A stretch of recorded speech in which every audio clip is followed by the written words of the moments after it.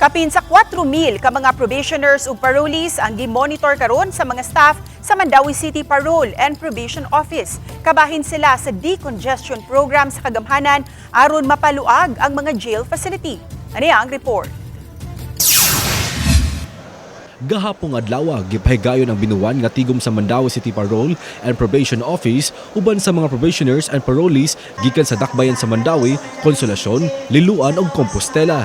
Sa kapin sa 4,000 ka mga parolado, 2,000 kanila taga-dakbayan sa Mandawi, usa ka libo taga-lungsod sa Consolacion, 700 gikan sa lungsod sa Liloan, samtang 300 usab ang taga-lungsod sa Compostela.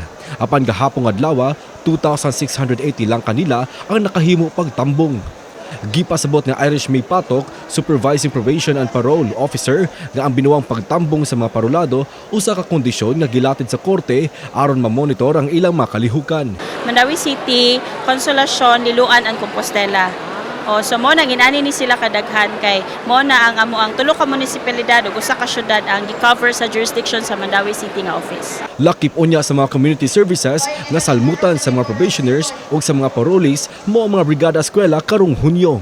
Gihulagway ni Patok nga mga first-time offender lang ang gitugutan sa korte nga mapaubos sa programa. 80 ngadto sa 85% kanila nalambigit sa gidiling drogas samtang nahibilin gilambigit sa illegal gambling. Samtang, sagad usab sa kabawian nga nabilanggo og parolado gilambigit sa mga oral defamation. Para sa mga first-time offenders nga instead of serving their sentence inside detention, they are given the opportunity nga mo serve diri sa komunidad.